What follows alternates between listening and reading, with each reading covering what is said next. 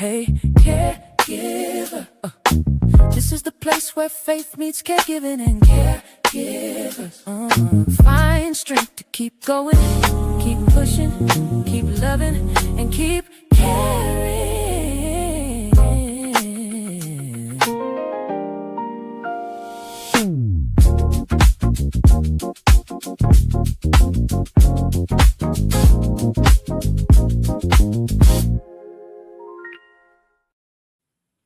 Hey, caregivers. How's everybody out there doing? Hope y'all are having a great evening. I'm going to take just a few moments and get everybody time to come on and share the live. I'm going to share it myself. And do me a favor, take a moment if you don't mind and go ahead and share the live. I'm going to take this moment right now. So before we get into this conversation, do me a favor and go ahead and share, tag, subscribe to the channel, follow the channel. If you're on YouTube, go ahead and subscribe. If you're on Facebook, go ahead and follow. And then tag a caregiver, tag a family member, tag a friend. It doesn't have to be a caregiver, just anybody that you know that's caring, or if you're just a friend of the podcast, go ahead and share it with somebody. I promise you, the information that you're going to find on tonight or hear on tonight is going to be beneficial, whether you are a caregiver or you just love somebody who is. So take that moment real quick and go ahead and share it for me. And we will move on in just a moment. Hope y'all have had a great Thursday. My days are a little bit off. Today is Thursday. I hope y'all have had a great Thursday. And before I go into the podcast, I do want to take a moment. I know some of you saw my post even on yesterday with my mom and just asking you all to pray for her, pray for me. And so I want to take a moment before I go into this podcast to say thank you for every person that responded to that post. And as I always say, when I share these posts because I share the journey. I like for other people to know what this journey is like. I don't want to fool anybody into making you think that just because you see me and you see that things are well, and they are, but there are moments that we do have. But even with that, I want to be able to show people, this is what caring for somebody with dementia is like. There are some highs, there's some lows. Yesterday was a roller coaster of just about everything you can think of. And so, thank you for those of you who just took the time to say a prayer, took the time to just say, hey, I'm thinking about you, whatever. It does mean a whole lot. And so thank you for that. All right. And so what we're going to do, y'all, we're going to go ahead and get into this episode. Of course, this is the My Favorite Girl Caregivers Corner podcast. And this is a place where we strengthen, inspire, empower caregivers through real, personal, and impactful conversations. Of course, my name is Priscilla Jean-Louis, and I am your host. And listen, whether you're caring for a parent, a spouse, a child, a friend, or a neighbor, or if you're just a friend of the podcast, I'm so glad that you have joined me on this evening, joined us on this evening for this podcast. And so again, say hello as you're coming in, and then go ahead and share the podcast. Share it on your page, share it with your network. You can text it if you want to. You can text it to a friend, email it to a friend, however you have to do it. But do me a favor and go ahead and do that. And then also, while you're doing that, I want you to also remember that you can also listen to the podcast on one of the platforms, one of our platforms that are out there. You sit on there. You can listen on Spotify, Apple Podcasts, iHeartRadio, and of course on the website at www.priscillajjohnlouis.com. You can go back after this and you can hear that as well. So when you go out there, you can also subscribe as well and share that. Listen, as caregivers, we spend so much time making sure that everybody else is okay. We make sure that the person that we're caring for is okay. And a lot of times we tend to neglect ourselves. And I myself, as a caregiver, I am very guilty of that very same thing. Very guilty of making sure my mom is okay, making sure everybody else is okay. And then, I kind of catch up with self-care whenever I can. But what I'm realizing even the more, and I like to share with others as well, is that as caregivers, Not only do we need that support, but we deserve it. We deserve support as well as caregivers. And so tonight's conversation is all about just that, being able to talk about supporting those who care. Our guest has dedicated her career to serving others and helping caregivers find practical, meaningful support in a community that understands the caregiver journey. Hey, Tiffany, I see Tiffany is on here. She is actually out of California and she herself is caring for her mother. So, Tiffany, thank you so much for joining us on tonight. And I want to say this as well, even as we're having this conversation on tonight, the reason why we do it live, the reason why I decided to take this season live is because I get questions all the time from different ones that call me or I see them, and they're asking me different questions as it relates to prior podcasts. And so I wanted to be able to allow you, as those that are viewing, to ask your questions. You have the professional here. You have the person here on the podcast. So whatever questions you might have, you have that opportunity. So we invite you, even as we have this conversation, to go ahead and join us in the conversation. Join the conversation, ask your questions, make your comments, what have you. And I'm going to take that time to pause and we're going to answer whatever questions you have. So this is not just the two of us, but this is you all as well. This is all of our conversation. All right. And so before I get into this conversation, I do want to give her her proper introduction. So I'm going to read a little bit of her bio. Justice Lewis is a dedicated social worker committed to advancing health equity and empowering individuals, families, and communities. She earned her bachelor's and master's degrees in social work from Savannah State University, including international study in Ghana and Liberia, focused on global practice with children and families. Her experience includes behavioral health, case management, and work in memory disorder clinic, supporting individuals and families navigating Alzheimer's disease and other cognitive conditions. She was hired at Big Bend Hospice as a clinical hospital liaison, where she served as a bridge between hospital teams, patients, and families, providing education about hospice services, coordinating care transitions, and ensuring patients' goals and values were honored. She has since transitioned to Caregiver Resource Coordinator, where she equips caregivers with practical tools, resources, and education to support their well-being. Justice is committed to reducing health disparities and delivering compassionate, culturally responsive care. Justice, welcome to the podcast. Thank you. Thank you. I'm so happy to be here. So happy that you could join me on tonight. And I met Justice a few years ago, actually, when she was with the Tallahassee Memory Care Memory Disorder Clinic. That's when we first met, and found her to be an absolute great person. And I'm excited to have her on, even though she's in a whole different role now. But I can tell you that her passion and her compassion for what she does is great. It's second to none. She and Whitney, man, they make a great team. Even though they work in two different places, they make one of the greatest teams that there is. So I'm glad that you were able to join me on tonight. And so we're going to go right ahead and jump into our conversation for tonight. And so before we talk about the incredible caregiver programs that you have there, that you lead, I want to start this conversation by allowing our listeners to get to know you, Justice, the person that's behind the work. And so I want to know, first of all, what inspired you to pursue social work? Funny story. So going back to childhood, I come from a family that's always been involved in the community in some type of way. I grew up in the church. My mom's a pastor, so I've always had my hand in the community in some type of way. But I'm an empath.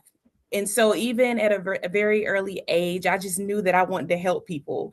So fast forward to going to college. When I first chose my major, I picked social work. And then as I got closer to going, I was like, maybe that's not what I want to do. Because at that time, I will be honest, I was like, I don't want to deal with welfare, child welfare. Because, everyone thinks social work is, oh, I'm going to your house to take your children. And that's Yeah. not what it is at all. And so I changed my major to criminal justice. And so I did criminal justice that first semester. And I was like, nope, this is not for me. And I switched back to social work, and I just been in my field, the passion, ever since. I had a very great community of professors that poured into me, professionally and personally, and just pushed me to be the best version of myself. So I definitely always give kudos to the social work department at Savannah State, because I don't think I will be here without, the education, knowledge, but most of all, the support that they gave me during that time. So that's just a little bit about what inspired me. But I think most of all, it's just my heart. I love people.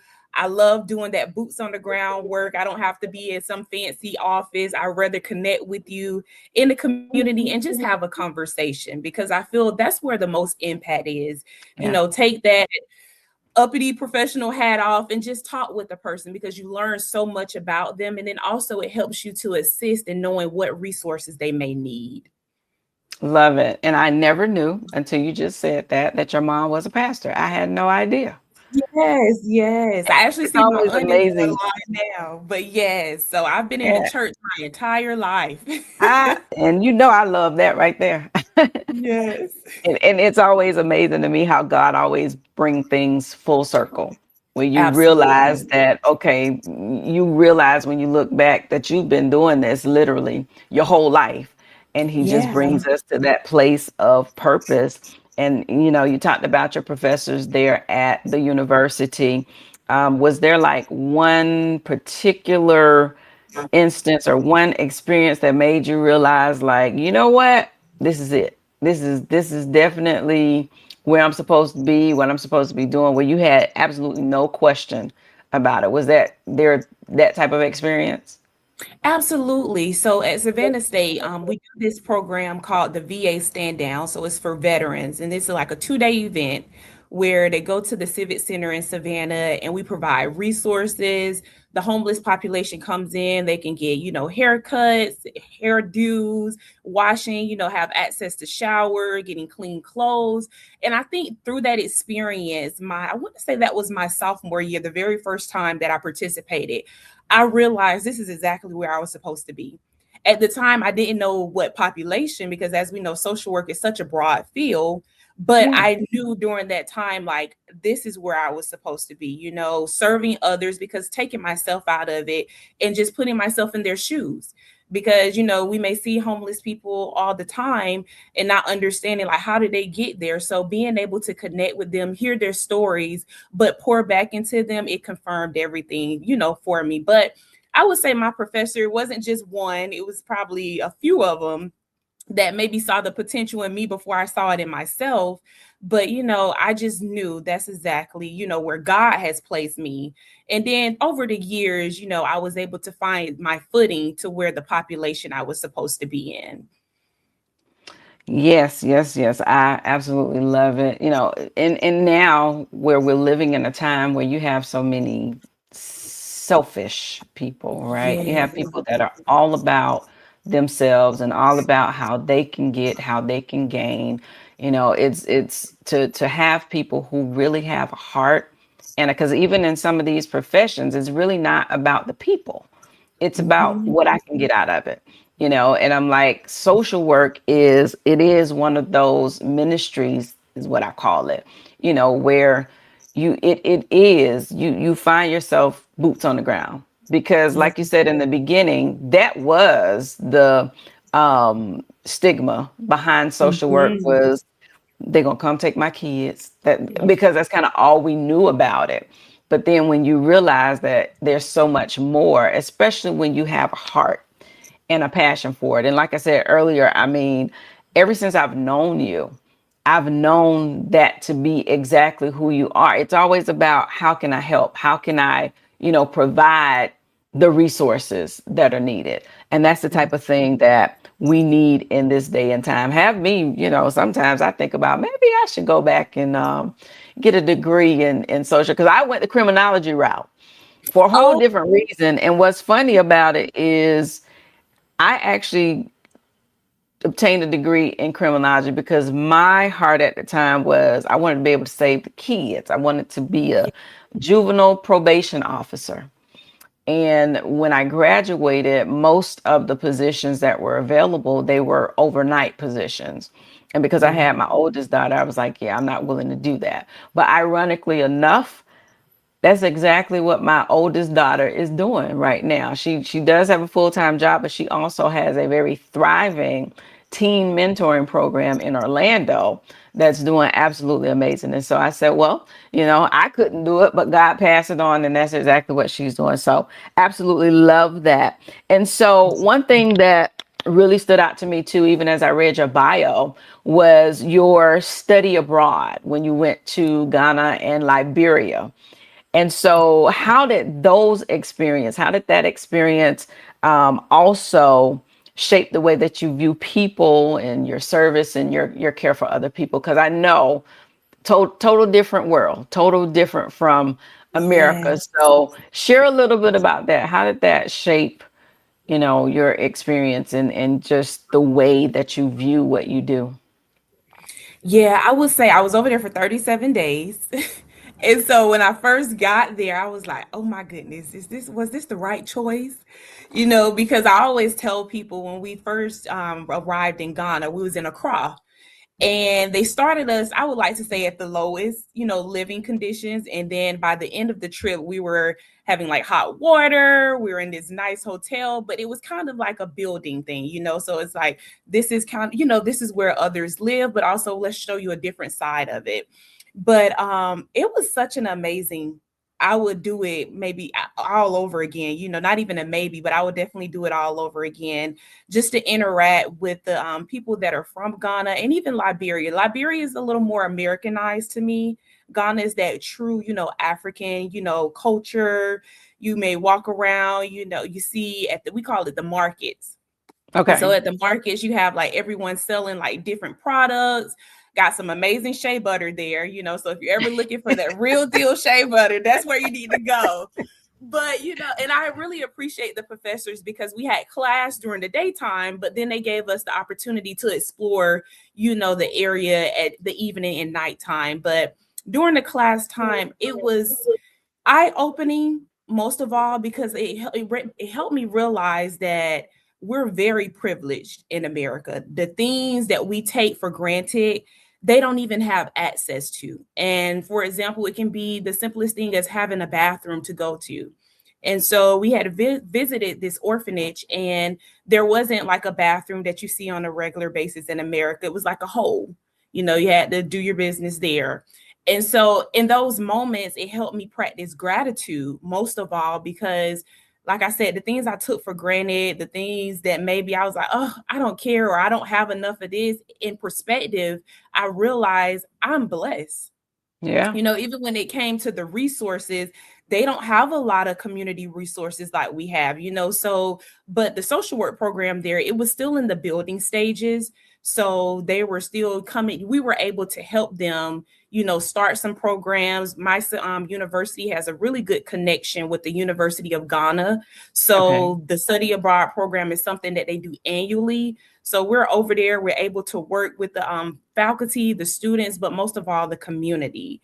And so at one point, I was like, maybe I should try out global social work, but I think I was a little nervous about, leaving my family. But the Yeah. experience was, like I said, I don't think I can emphasize it enough how amazing it was. And just, I think everyone should go over there, especially, the African American community. I will always advocate for that. But just to be able to have that was such a blessing. And I'm thankful that my professors pushed me, because maybe a few months before I was like, oh, no, I don't think I can leave the country.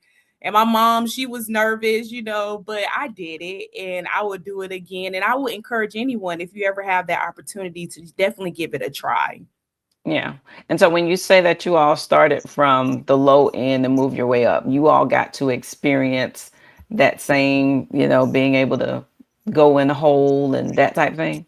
Yeah, Oh like yeah, I'm we were sure that was staying like in the Oh, absolutely. Yes. We were staying in bungalows. You had like the cot. So we didn't have like a real bed. They were very low to the ground. You had a lot of cold water nights, and then also one thing that I realized when we were in Accra, at a certain time, they would shut off the electricity. So you kind of got to get everything that you need done by like maybe 10 p.m., 11 p.m., and they shut off the electricity throughout the city. And Oh then my. they'll, of course, restart it the next morning. So it was an adjustment. And then I remember, and I'm going to say this and then we can move forward. We went to an area called Kumasi. And with Kumasi, there was a lot of cultural differences. Like, for example, as a female, I couldn't speak with my left hand if I was talking to a male. So, sometimes we're using our hands as we're communicating. So that one was a stickler for me because I'm like always talking with my hands sometimes. But I'm like, oh gosh, I don't want to be disrespectful. I Right. want to make sure I'm honoring their culture. But everyone was welcoming, ready to pour into you. I learned a lot about our history, things that they don't always talk about in like the social study classes growing up in school. We were able to visit Elmina Castle, which was the place where our ancestors were taken before they went off into the Atlantic slave trade. So, Hmm. we were able to experience that very emotionally. It was heavy. You could still feel some of that energy there, but it was a great experience and it was very educational. So that was amazing. Wow.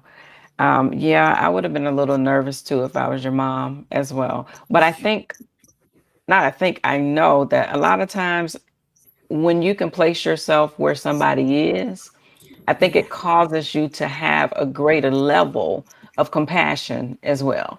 And you Yeah. get to understand because like you said, there's so many things that we take for granted that we don't even, you know, we just don't even think about it. The fact that even, being here, just being able to go into your refrigerator and get food. Shoot, some people just Yes. having a house, and I often say, choices. We have clothes. Not only do we have clothes, we have choices. We get to Mhm. decide what we want to put on and what we want to eat. And so sometimes when you can place yourself where a person is, that becomes the best experience and it gives you a greater level of passion and compassion Yes, if your heart is really absolutely. there. So I'm sure that was a great experience. And every now and again, I'm like, yeah, I want to go. And that's your mom, I'm assuming. She said it took lots Yes, of it prayer. is. Mother, Yeah. I understand. Mine is in New York right now, so that's not even, that's still in the United States, and I every day. So I get it, but that is an experience that I'm sure that will live with you forever. One that you'll be able to tell your children about for years to come, and probably maybe depending on where the world is in that time, send them over because great experience, and we need to know that type of Yes. stuff. And so, Yes. great, awesomeness. So let's bring you up to where you are now. And so now you are serving as the Caregiver Resource Coordinator for Big Bend Hospice. And I'm always going to give a shout out. I love Big Bend Hospice. I love the work that you all do. Even right now, I am taking part in your services. My mom is actually on hospice, full hospice. And so, I love you all dearly.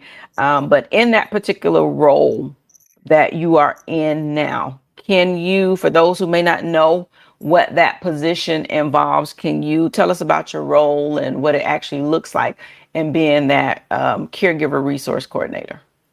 Absolutely. So within this role, my focus is pouring into the caregivers, whether you're with hospice, our palliative care program, or you're just a community caregiver. So I spend a lot of my days doing a lot of education. And one of the programs that, and I know we're going to talk about it, but one of the programs that I absolutely love is Powerful Tools for Caregivers. And that's where I get the opportunity to spend 6 weeks with caregiver one day out the week for 90 minutes, talking about different things from reducing stress, building confidence, improving communication, and just giving them opportunity to pour back into themselves. And so I really enjoy that program. And I'm so happy that I was introduced to it during my time at the Memory Disorder Clinic. So when I presented it to my leadership, they was like, absolutely super supportive. Let's bring this program on. And then I didn't realize at the time that our CEO did the program years ago in the early 2000s. So when I mentioned it to him, he was like, yes, let's do it. But it's an awesome program, and it gives the caregivers a time, just a little small break to get away, and they're in a community with other caregivers, because as we know, sometimes as you're on that journey, you feel alone. You may feel like others don't really understand what you're going through, or you may not even understand what you're going through. Every day is a different day. And so just to be able to connect with other caregivers, talk about different strategies that may have worked from them. I know, for example, in our last class, I had a caregiver that mentioned that her mom, there was a lot of fear surrounding taking showers. And her Okay. mom had a history of falls. And so she was like, she doesn't like getting in the shower. She always complains about being cold. And so she was like, well, I'm always there. I'm never leaving her in the showers. I was like, well, maybe still do the supervision, but maybe throw the towels in the dryer. So by the time she's getting out of the shower, she has something warm, on her. And so she tried it out for a few days out the week. And she came back. She was like, Justice, that was a game changer. And, it's like the smallest little things that you don't think about that can help someone during their journey. So just to hear that, it warmed my heart, because I didn't Yeah. know at the moment if that was going to work for mom or not. But to hear that it did, it was just amazing. So just to be able to spend my time with caregivers, learn their stories. And I always say it's a privilege, to learn about other people, because they don't have to share that. And I Right. want to give my hats off to caregivers for even one, reaching out and expressing what you're going through, but also taking the time to research what resources are available, because you may not understand, what's available to you and how to get connected with that. So I spent a lot of time doing that, the education with the classes. During my first class, as we were approaching the 6 weeks, the caregivers like, we don't want to leave you. How are we going to stay connected? And during that class, we realized that a lot of people enjoy fitness. Whether that was walking around, your home, doing yoga, doing like some Tai Chi. And so throughout that class, we decided to start a caregiver walking group. So with the caregiver walking group, we meet every third Saturday of the month at Cascades, and we just walk. It's casual. We have conversation. During the first one, which took place on July 18th, we talked about caregiver guilt. And that's something you and I were talking about a little Yeah. bit before we got started, this evening. But the guilt that caregivers have, they may think, if it's time for facility placement, that's not an easy thing. Going Nope. from having your loved one, whether it's mom, dad, aunt, uncle, whoever, friend, having them at home, but making the decision to maybe move them to a skilled nursing facility or assistant living facility, that takes a lot of courage, because caregivers may feel like I failed in some type of way. And I always tell them, you're not failing. I think it's more honorable that you're able to see that my loved one deserve a higher level of care, and let me make sure they get the care they need. So that guilt surrounding that, kind of take it off. It's more easier said than done, but try not to internalize that, because you're doing the best thing and they're going to appreciate that in the long run. But Yeah. that's just a little scoop, of what I do. Every day is a different day. I get the opportunity to spend time with the marketing department. So I'm out in the community connecting, with caregivers, but also professionals, because there's a lot of resources in our Yep. community. My number one partner is, like you said, Whitney with the memory disorder clinic. I absolutely love her. That's a great resource that a lot of people don't know about, and it's open to the community and it's free. And so, Yes. just making sure we're being advocates and voice for the voiceless is my main thing when it comes to being in this role. Yep. And that is one of the purposes of this podcast, because of the fact that there are so many out there. And so, since you mentioned it, I am going to go ahead and mention these now as well. There are flyers out there. So again, powerful tools for caregivers. It gives you an outline right there, but they're also on the website. So you can go to the website. You can also see the Facebook page, My Favorite Girl in Alzheimer's Facebook page. That information is out there as well. But do join on the walks a little bit. They're a little bit early for me sometimes on Saturdays, because I don't have coverage until a little bit later. And so, because of that, there's, those hindrances with that. But I do encourage, because there is strength We hear it all the time. There's strength in numbers, right? There's power and strength in numbers. And so as a caregiver, I've been on this caregiver journey now for 11 years almost. And so, being able to connect with other caregivers, because as you stated, I mean, there's a whole lot, the caregiver guilt, the caregiver, and we'll talk about that a little bit, but isolation, a whole lot of stuff that Yeah. comes along with it. And sometimes it takes another caregiver to really understand. People can hear what it's like, but sometimes if you're not there in the trenches or, being the one, I mean, you really you have an idea maybe, but not the depths of what it really is. And so being able to connect with those caregivers, and I know that has to be extremely rewarding. On average, about how many people have you graduated or that attend your classes? You all do like a graduation, right? Once they finish Yes. the 6 weeks. Yeah, let me So maybe because we've done 2 classes and we're getting ready for our third class starting in August. I want to say maybe around between 18 and 20. okay, that's a good Yeah. number, and they come together, and you're able to form relationships, right? You're able Yes. to they meet there, but they're able to connect and know that, hey, I have another person that I can talk to. Those simple things, like I haven't thought about warming the towels up. Now you're gonna have me want to go, because my mom stays, like, literally you get her out of the tub and it's like she's crouched over.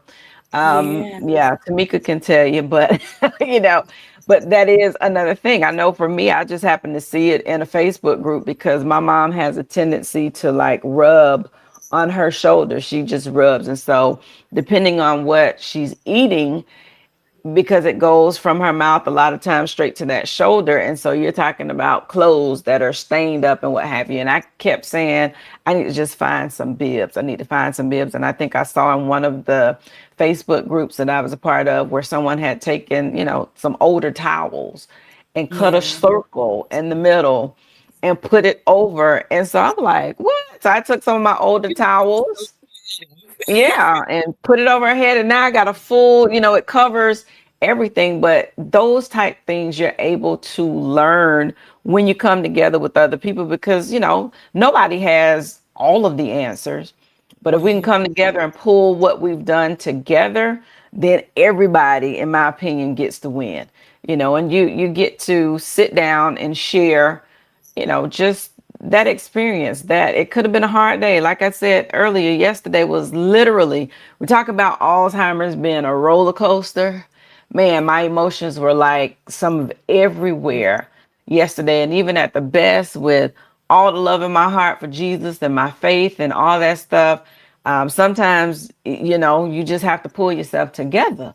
And yesterday was just one of those days, because you just can think about a whole lot. And so it's a constant, nope, nope, we're not going to go there. But just even having to, I've had, the hospital bed here since she went on full hospice. But yesterday was the first time that I actually had to raise that bed up and feed Yeah. her. And I was like, I don't even know how to really feel about this. Because, so Yeah. each time, and that's what we were saying a little bit earlier, each time they change, that means sometimes that the caregiver also, there's a different change that comes, there's a different emotion sometimes that comes along with realizing that, wow, we're because I recognize, I strongly believe that she's entering into another stage.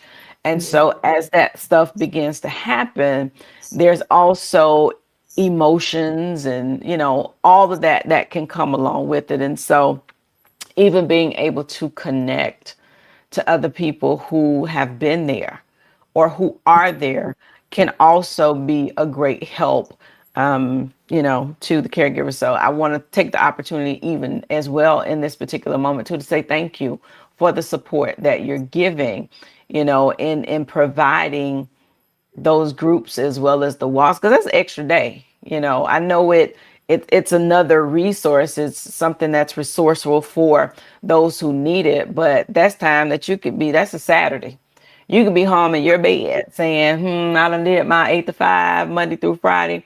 But thank you for the heart and the passion to be able to still say, hey, let's all go out and meet here as well. Definitely appreciate that.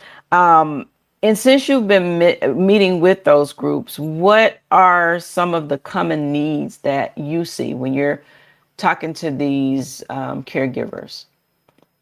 I think the struggle with understanding the changes with their loved ones, because for example, with talking about dementia, we know there's different, types of dementia, but focusing more on Alzheimer's, the different stages.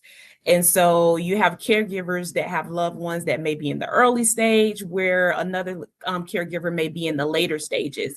And so there's struggles in every stage of this disease, and it's very progressive. So during the classes, you can see them going back and forth, like, well, how did you deal with this? When mom or dad got to this stage, or how are you able to just take care of yourself still when they're maybe, bedridden? So, just seeing the conversation between them is one of the things, just I think it's more so trying to wrap their head around what's going on with their loved one. Because what I realized with the caregivers is that they're getting educated about this disease as, they progress in their journey. So they may not have been very knowledgeable about what dementia looks like. They may not understand that some their behavior changes. There may be hallucinations. There may be agitation. I know I had a caregiver once said my mom was the sweetest lady, and all of a sudden she's like cussing like a sailor. And that's an adjustment. Now mom is using all these different words. You're like, wait a minute, what is going on?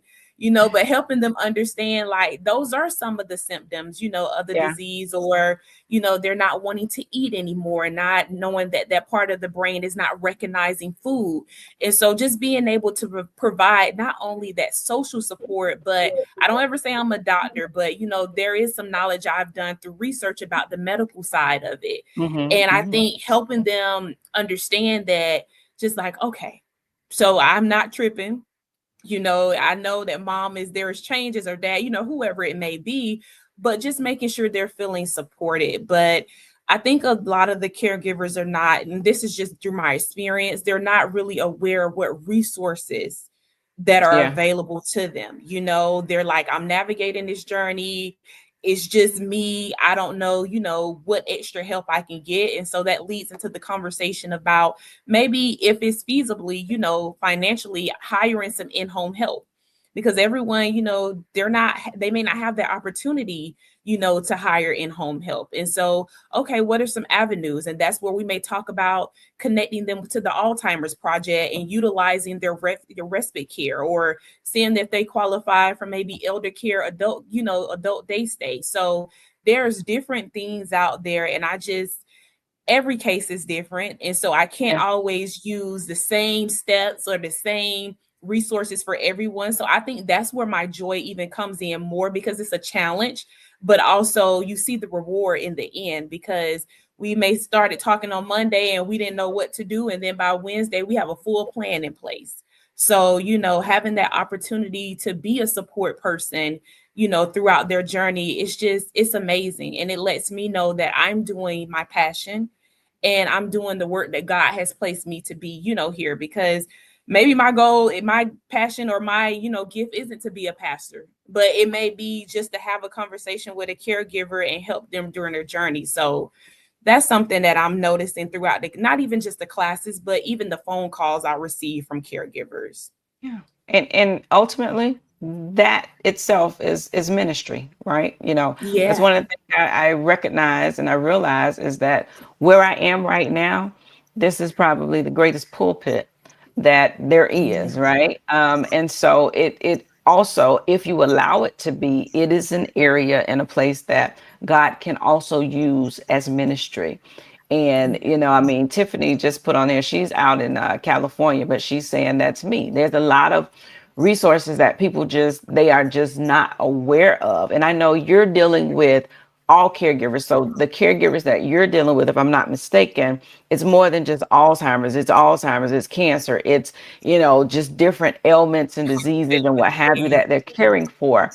But ultimately, and I often tell people, because I get a lot of these same phone calls, right? I get the phone calls where I have people who are asking because they've followed my journey, the resources I talk about, and a lot of you all are already on my website. But I also tell people, even when you're caring, you have to educate yourself, regardless of what the person is dealing with, whether it's Alzheimer's, whether it's whatever form of cancer, what have you, kidney disease. Educate yourself. I can tell you right now, prior to my mom's diagnosis, I was familiar with the behaviors of Mhm. Alzheimer's because they were familiar, because I had, both of her parents who were diagnosed and then other relatives. And so we were of the opinion, or knowledge rather, that this was just something that they called it back then senile, right? Yeah. They were senile. Mhm. And it was something that we recognized as people got older. But it wasn't until I came face to face and my mom was diagnosed that I realized, like, hold up, I need to educate myself and know, because, there's so many changes that happen. There's so many things that can come along with this. And I encourage education as well, because sometimes, depending on what it is, because that person is changing. And, I'm telling people all the time, don't take the behaviors personal. You Yeah. can't, because they have no idea. Today, I'll give you today, for instance. It took a while because my mom's still, and I could tell she's still not 100%. She's still not feeling well. But she has gone from, being nice. I was feeding her. She was eating until like about the last 3 bites, and she just flipped just that quick and went into fight mode. And it's Mhm. been back and forth, right? And so you can't take that type stuff personal, because they have no idea what they're doing. Yeah. As you educate yourself and you're able to see that, okay, this may happen. And I know for me, whenever something changed, so it's something that I just was not familiar with, I started researching, like, okay, what's going on now? Because I want to be ahead of it as opposed to behind it, because at least if I'm ahead of it, I can recognize and say, okay, this is maybe what this is.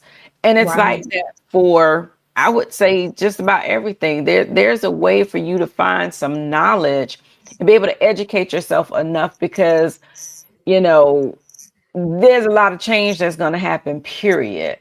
And Yeah. so, what somebody who is living with a particular disease, what they don't need is for you to get an attitude because you think that they're becoming a certain way with you, when it's not them. Especially, I tell people, like with dementia, if you know that your loved one was not this mean fighting, like my mom, I'm like, I church my whole entire life. And Pentecostal holiness church, right?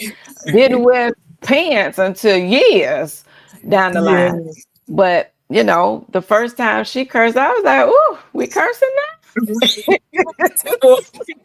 And every now and again, she'll get to going, but Yeah.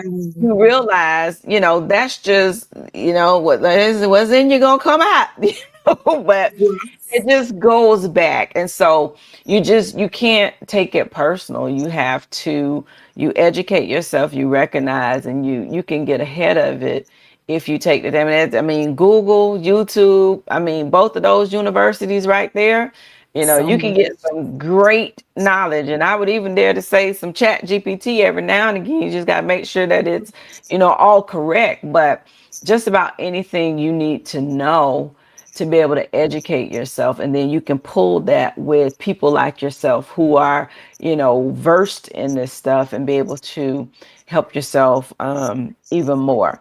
But yeah, as this thing changes, it's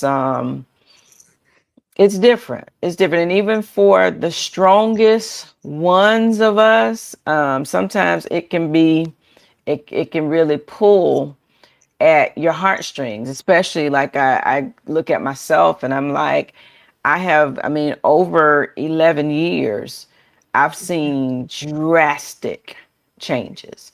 And so when you're the one that's here and you're watching it, because I work from home as well. When I'm not traveling, I'm here.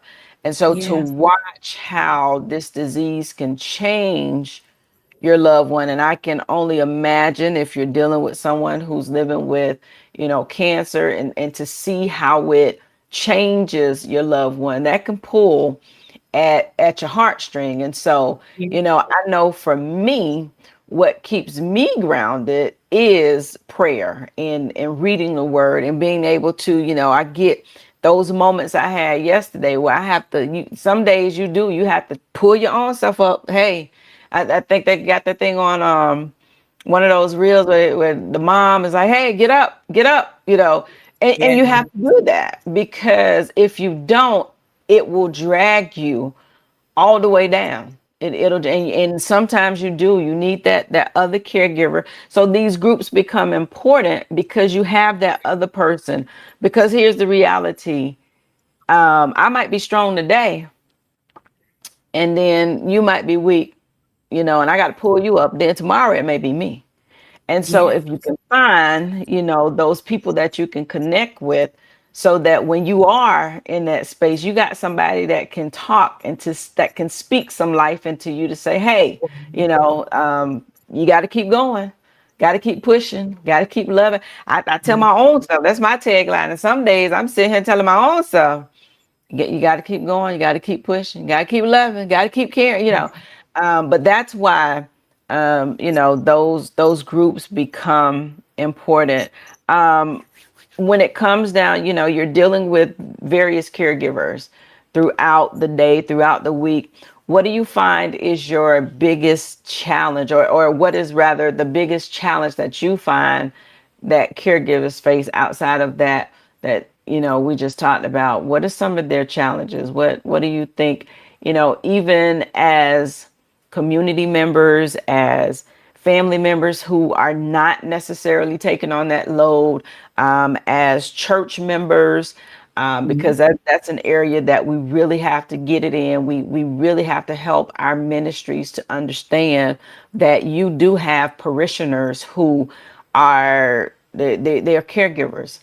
Yeah. And so when it comes to that and these challenges, how can the community, in your opinion, I have my own, but in your opinion, as a professional who is, you're seeing caregivers from different backgrounds, not just Alzheimer's, not just cancer, different things, what are their biggest challenges that they're facing, and how can the community help? Okay, so starting with the challenges, I think the first thing I would say is taking care of themselves, because as you know, like when you're a caregiver, that pulls a lot out of you. And you will hear me say all the time, you can't pour from an empty cup, and they forget to take care of themselves. And when I say taking care, we think self-care is some grand activity, So it's what let me works for push a you. pause. I'm gonna push a pause and ask this question, Yeah. right? Is it that they forget, or they don't have enough resource or ability to be able to do it? Because I don't think I think it's the personally. time. I think it's the resources and the time, Okay, because caregiving, that's 24/7. exactly. You don't get to turn it on and turn it off when you want to. And I think that's what it is not having enough time. And that's what was leading me to the next thing, is saying that finding something small, which could be 5 minutes at night of just quietness, peace and quiet. Like when, for example, for you, if mom is asleep at night, you just take a moment and you just deep breathe. It was like, I made it through the day. We both made it through the day. So it doesn't have to be something super grand, but just making sure you're finding some type of way to pour back into you. And pouring back into you is like maybe not missing your doctor's appointments, because if you don't stay on your health, you can't really take care of the one, that you're caring for. So I see that challenge a lot, but it does come to the point of, when can I do it? I can't really get away from home I don't have anyone, that can come sit with my loved one. They may not know about respite, or that the person may not be at a place where they can participate in respite, that may not be an appropriate level for them. So I think that's one of the main things that I see. And as far as the community, it's about being okay with having those conversations and education. A lot of times when we think about hospice, for example, there's a lot Yeah. of myths associated with hospice. We think hospice is just end of life and our loved one is going to transition tomorrow. I even heard one time you're just going to give them morphine, and that's not always true in every case. It really is a unique case. Everyone is different. Yeah. But, just being able to have those conversations, or just say, hey, I need help, going to these people, who can I call on? Because a lot of times you may not want to say that I need help. I know in our community, we're big on our moms and dads took care of us. So now, as the children, we're going to take care of them, and I'm going to do everything that I can. And you absolutely can do that. But that doesn't mean that you can't rely on the resources that are available to you. And that doesn't mean that you're less than at all. I Right. think, like I said earlier, that says a lot about who you are, because now I understand that I may need some extra help. But I think we have to be more comfortable having those conversations in the community, and then maybe even the faith-based organizations be open to Yeah. those conversations, because I come from a background where, and I still do it to this day, I'm going to pray. If I'm going through something, I'm going to You pray, pray, understand? pray. I'm going to go to God first. But also, I believe that God has blessed us with individuals on this earth to help us as well, Yeah. so two can exist at the same time. So I They think can. making sure that we educate the community. I love being a part of, DCCI, the task force here, because the main goal of that task force is to go around the community and to educate when it comes to dementia. And I'm pretty sure there are other organizations that are out and about spreading the awareness, but we have to be okay with having that conversation and Yeah. meeting those that's in need, and figuring out exactly how can I help you? What type of assistance do you need? But with caregivers, I think self-care and guilt is the biggest challenge. And then it goes back to what you were saying earlier about taking the time to educate yourself. No, you don't want to sit there and be reading manuals all day long, because that can become a bit depressing, because Yeah. especially if your loved one isn't in a later stage of their terminal illness, it puts in that mind like, oh my goodness, this is what's gonna happen. And then that creates anxiety.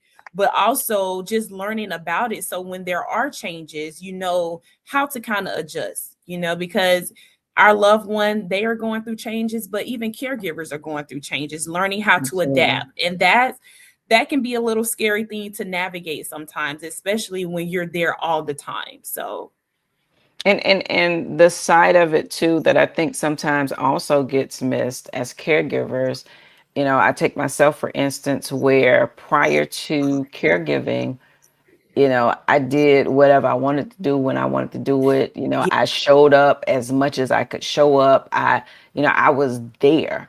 And so there have been times, and I will be honest, even times still, where you still battle with the fact that, I have a whole car in the garage that I can't even go anywhere. And then the part where, it's like your life now revolves around somebody else or everybody else's life, right? And so sometimes that can be a battle as well, because it's like you still want to do some things, but you realize that where you are right now doesn't allow for that. And so that by itself can be, it can be a lot sometimes emotionally as Mhm. well. And so there's a whole lot that goes on with the caregiver as well, that, while you're educating yourself about the disease and what your person is, dealing with, you also have to educate and help yourself, because those emotions are, just like this sometimes, depending on what it is. And, as I always say too, to add on to what you were saying, having the conversations are important, and we as a people just have to get out of that mode of what goes on in the house stays in the house. Oh, Some of that Yes. stuff, you got to bring it out the house because you're not going to help yourself or your loved one if you don't bring it out so you can find out what is out there. What Yeah. for real what's out there, and be able because if we utilize, and some of it, yes, some of it works for you, some of it may not. I've Yeah. taken advantage of quite a few of the resources that I've learned about. But even with that, some of it, I mean, when it comes to certain things, you just have to know what's for you, what works for you, and Yeah. and make it work and connect with people. And while I'm on that, I'm going to go ahead, y'all. While you're listening to this, you can contact Justice at Big Yeah. Bend Hospice. They are located at 1723 Mahan Center Boulevard in Tallahassee, Florida. Phone number 850-566-7439. You can email Justice at jlewis, Lewis, at bigbendhospice.org.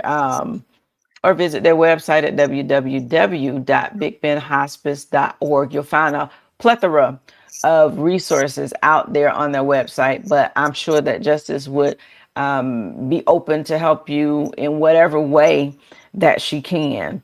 And so, even as we start to kind of get down to the end of this, let me ask you this as well. You're around these caregivers. What are some of the signs that tell you that a caregiver needs help before they reach that burnout point? Because you can get to the point of just, I can't do this no more. I cannot tell you the amount of posts. Some of Yeah. these Facebook groups that show up on my Facebook, but the number of posts that I see in some of these groups, and these groups are large groups, but you do have these caregivers. I saw one at one point that was I just started praying, and I sometimes I'll go in these groups and I just put a prayer in. But I mean, on the end of just like, I can't do this anymore. I don't want to be here anymore. To me, that's burnout, right? That's Yeah. straight burnout when you get to that point. But, being around them, what are the signs that you can see where they've reached that point where you gotta know you gotta slow down and get help for you? Yeah. Definitely anger. I see anger a lot. And I always tell, caregivers that anger is a secondary emotion, and so let's kind of process what you're really feeling on the inside. And a lot of it can be disappointment. They may feel helpless. They don't understand why my loved one is the one that's dealing with this. So it presents as anger, but there's really a different emotion, underneath all of that.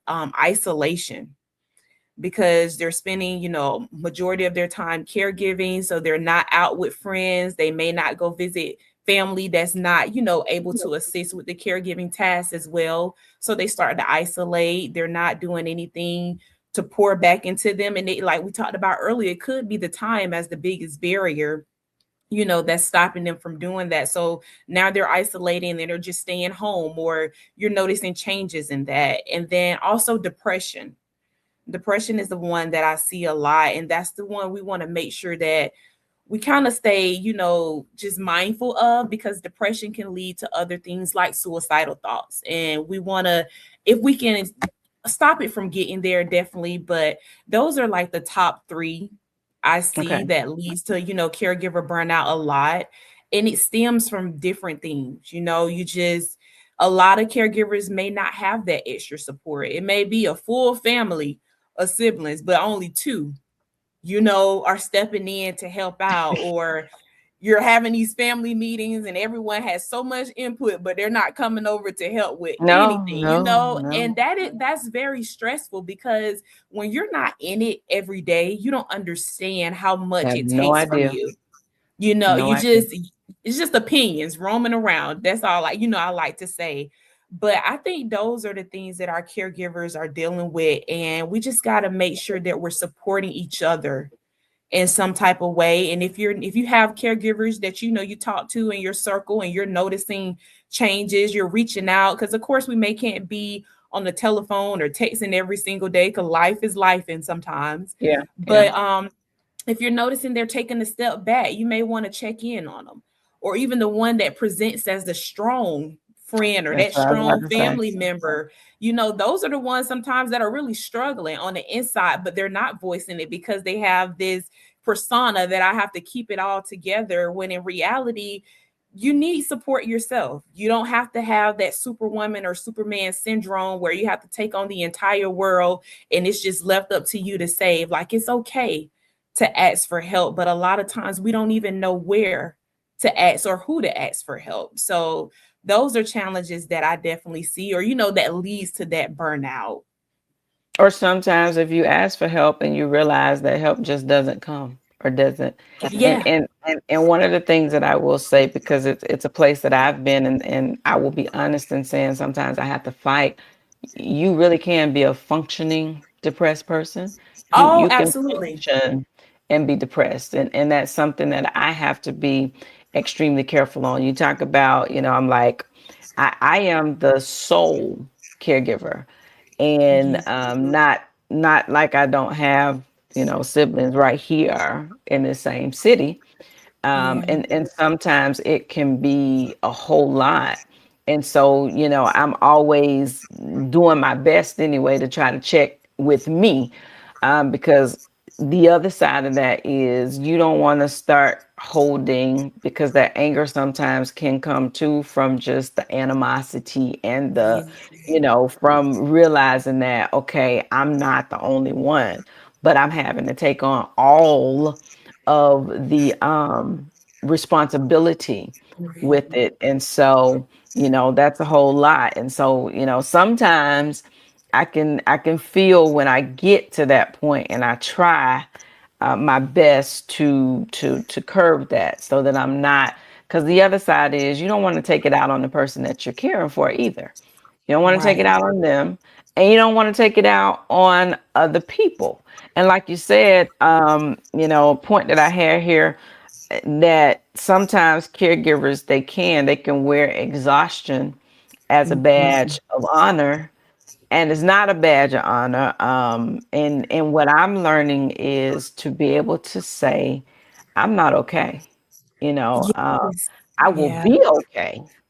When I look at myself, I've had a series of losses all Yeah. within a few years. And so that's the one thing about caregiving. It does not matter, and it doesn't care what's going on with your life. It just doesn't stop. And so, somebody can die and you still got to go and care. Something can happen, but I'm like, dealing with loss, then, now I'm in that emptiness slash also caregiving, which is a whole nother beast, especially, my baby's 900 miles away. And so there's a whole lot up in there. So, definitely you have to be mindful and careful and not allowing yourself to get that. But, all of don't think that just because everybody that's depressed and they don't look it, right? No, because That's depression why, that's shows why, up totally different in everyone. You may go to work every day, smile on your face, funniest person in the room, and then you get home and you're sitting in the dark. yeah, Like, and that's why I tell you can't, depression is kind of like that invisible, yeah, thing where you don't always know it. Everyone is not always sad. And then just another thing I forgot to say earlier is also physical health, because as we know, stress is a killer. And if we're burnt out, overworked, not getting enough sleep, maybe your loved one may be experiencing sundowning. They're getting up maybe 2 or 3 o'clock in the morning, and changes that can impact your physical health. And that shows up in different ways. You yeah, may have a cold, or it may just lead to autoimmune diseases. You just never know. So also, you want to pay attention and making sure, when you can, you're definitely taking care of yourself and your body as a whole. yeah. I've started back, and I'm gonna pat myself on the back. This week Yeah. right here, I started back because I was like, oh, I got to get some things under control. So Yeah. I've been doing my exercise, been drinking my water, because I was on juice, but I'm like, got to drink my water, got to, Yes, Drake, eat please. right. and all of that, because at the end of the day, I'm like, no, I want to live long. I don't want to, care. And then, because you and I both know caregivers sometimes can leave here before the person that they're caring for. Yep. And I'm like, no, Hmm. I don't want to be a part of that statistic at all. And so we don't want to do that. And so, all of these things are important. I want to go back just a little bit and talk about the back to the powerful tools, just to ask the Yeah. question here. Can anybody participate in Ab- the powerful tools as well? I mean, do you have to be a caregiver? Can you be a friend of a caregiver? Can you be somebody that just want to know, just in case, I face this? Can anybody participate in it? Yes, absolutely. And it's not just designed for, Big Bend Hospice or Big Bend Palliative Care caregivers. So it's open to the community. It's free of charge. The group that we have starting on August 20th, unfortunately, that class is already full, Okay. but we will have another class beginning October 15th before we close out the year. So if you're a caregiver, if you know someone, or you may not be the primary, you come in some days or the weekends, whatever, or like you say, you just want to learn information because you just never know. Our situations may change on a daily. You may become a caregiver later down the line. So if you're interested in it, I always will, definitely promote the class and motivate you to sign up for it. Okay, let me ask this question. Are you all considering the possibility of maybe offering virtual classes at some point? Because I know So that we there's do some virtual. people. Oh, you do virtual. Okay, Yeah. all right. So I if said you're, that because I know Tiffany is on here, and I oh, know in yeah. California she's just learning some of the resources and stuff there. So I'm just wondering, if that's something that's offered, if maybe, Tiffany, there you go. There may be something that you can jump Yes. in on if they offer the virtual classes. She said they do, so that's a good thing. Because you'll find that in some areas, either they're not aware or they just don't have. I think we in Leon in the Big Bend area, we're totally blessed by a lot of things that we have here, because I'm finding out in so many other areas they just don't have them. They don't have those same resources. And so those virtual classes and things can be of help to those who are in places like California. So, okay. So, Yeah. hey, But you heard it here legitimate. again. Yep. Yes. And So if definitely, if that's you you want and to you do want to virtual. participate, contact Justice. Contact Justice. Let her know again her information. It's scrolling, but for those who may be listening, again, you can contact her directly at 850-566-7439, or email her at jlewis, that's Lewis, Lewis, at bigbendhospice.org. She'll be more than happy to assist you and get you the information that you need. Justice, I certainly appreciate this time and this opportunity. I want to do something that I've been doing with some of the past guests that have been on. I like it just for fun, but I've been doing a lightning round. So I'm going to do it real quick with you just for fun before we get ready to shut this down for the night. So just for fun, coffee or tea? Tea. All right. Morning or night? Morning. Beach or mountains? Beach. All right. What's your favorite way to recharge? I'm a nap girly. Woo, how So I taking a wish. nap, if I don't, and I'm learning like it doesn't take but 30 minutes. So a nap. But also I'm really into fitness. So spending some time in the gym, or I walk 5 miles A every other day? day. So yeah, so today is actually a day where I'm gonna go walk 5 miles once we get Okay. done. But Woo. yeah, so yes, I ma'am. did 2 yesterday, so I might have to up that 3 miles by the end of next month. Yes. All right. One word that describes caregivers. Heroes. Love it. One word that describes hope. That describes hope. Oh, wow. It's not one word, but I would say Big Bend Hospice. That's what There we you stand go. on, There hope. you go. Yes. All right. And as we wrap this up, what words of encouragement would you give to someone who is feeling overwhelmed today? You have to give yourself grace. knowing that you're doing the absolute best that you can. Every day is not going to be sunshine and roses. Some days you may want to go out or you go into your bedroom and scream in a pillow, and know that is okay. But you keep going, like Sarah J. Roberts says, girl, get up, or man, get up, do what you need to do. But just know that you have a community that's willing to support you, and there are resources out there that's ready to engage and help you in whatever way you need. All right. And last question. If there's a caregiver listening today, if they remembered just one thing that you said tonight, what would that be? What would you want that to be? Oh, wow. We talked about so much. I think it was taking care of yourselves. It doesn't have to be anything extravagant, but just making sure you're taking care of yourself. You deserve that. All right. There it is. Thank you so much again, Justice, for joining me tonight. And of course, thank you for the incredible work that you're doing to support caregivers throughout our community. I know that I speak for not just myself, but for every one of them that has been blessed to connect with you in some way or the other. Thank you so much for that work. And before we get off, I do want to remind you all of a few things. Of course, I want to remind you of the Caregiver devotional and prayer journal that I have out there. You can find it on the website, as well as some of the merchandise that is out there as well. And then, you can go ahead and go on your streaming platforms. You can find the Hey Caregiver, the album volume 1 that's out there. You can go out there and listen to it on Spotify. It's out on iHeartRadio, Pandora, YouTube, all of them. Go out there. It's just a album that I have done for caregivers, and I think it's one of the best that is out there. So you can go out there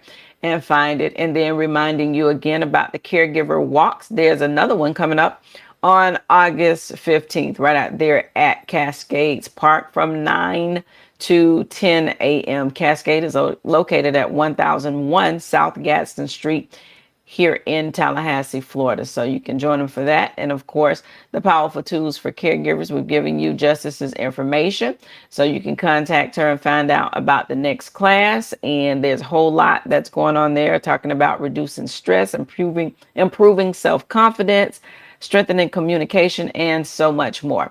And then I want to also remind you as well, those of you that are in the Tallahassee area, that the Alzheimer's Project, they have opened up 2 new respite sites.